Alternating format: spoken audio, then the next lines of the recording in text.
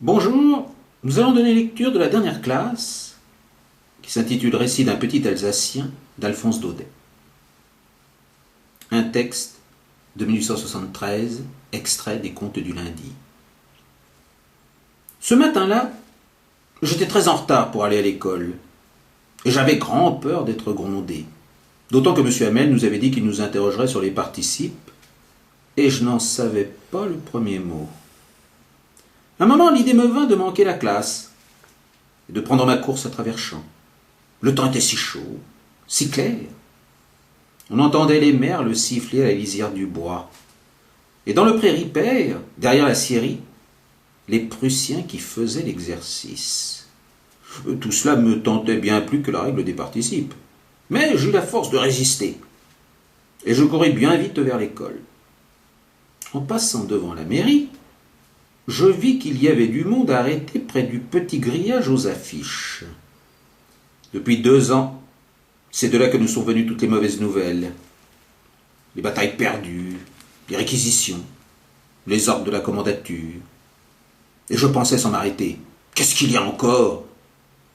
Alors, comme je traversais la place en courant, le forgeron Wachter, qui était là avec son apprenti en train de lire l'affiche, me cria « Ne te dépêche pas tant petit, tu arriveras toujours assez tôt à ton école. » Je crus qu'il se moquait de moi, et j'entrai tout essoufflé dans la petite cour de M. Hamel.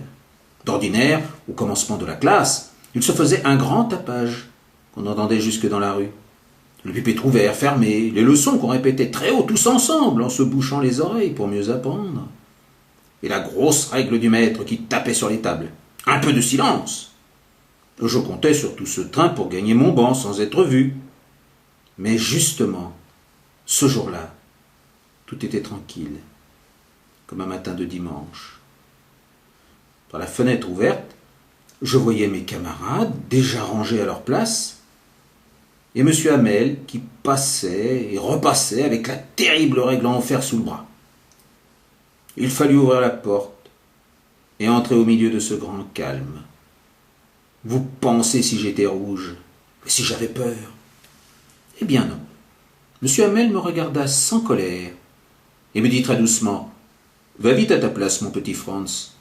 Nous allions commencer sans toi. » J'enjambai le banc et je m'assis tout de suite à mon pupitre. Alors seulement, un peu remis de ma frayeur, je remarquai que notre maître avait sa belle redingote verte, son jabot plissé fin, et la calotte de soie noire brodée qu'il ne mettait que les jours d'inspection ou de distribution de prix. Du reste, toute la classe avait quelque chose d'extraordinaire et de solennel. Mais ce qui me surprit le plus, ce fut de voir au fond de la salle, sur les bancs qui restaient vides d'habitude, des gens du village, assis et silencieux comme nous, le vieux Hauser avec son tricorne, l'ancien maire, l'ancien facteur, et puis d'autres personnes encore. Tout ce monde-là paraissait triste.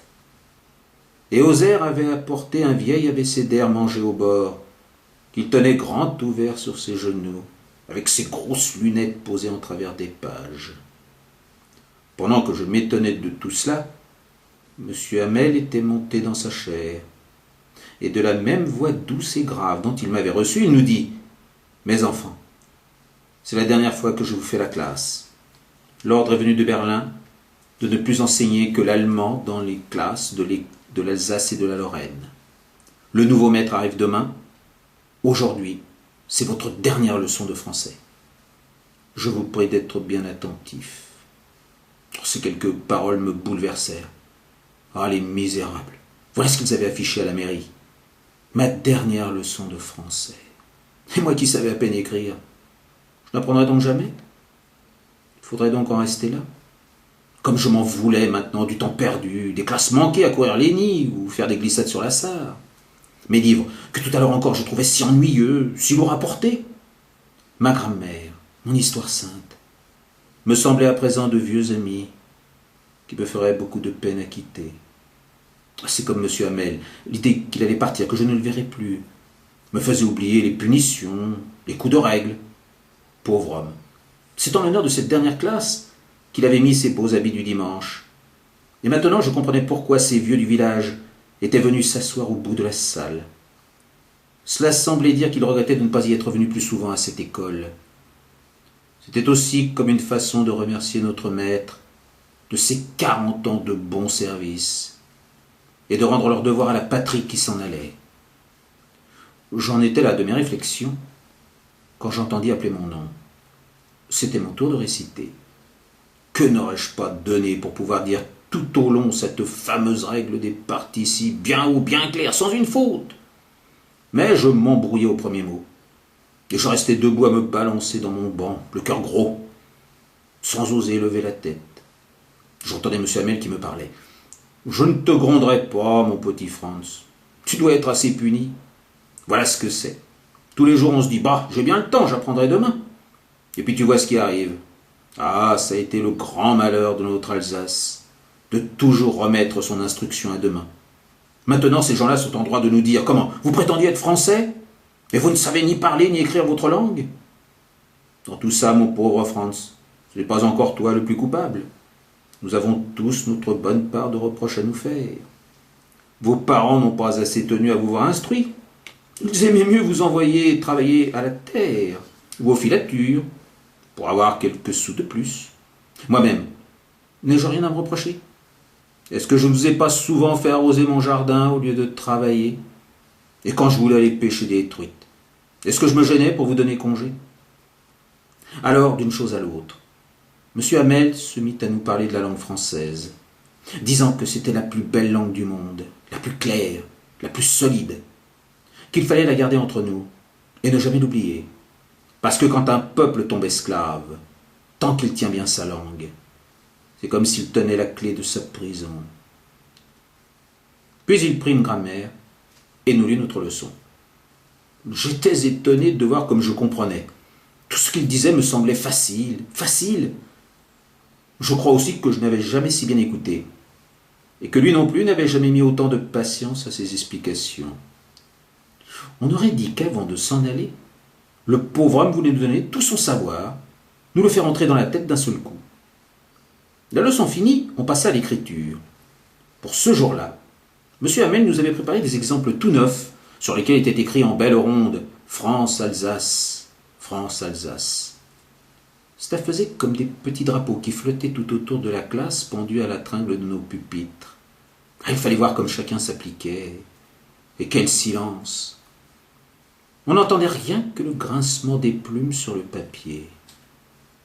Un moment, des hannetons entrèrent, mais personne n'y fit attention. Pas même les tout-petits qui s'appliquaient à tracer leur bâton, avec un cœur, une conscience, comme si cela était encore du français.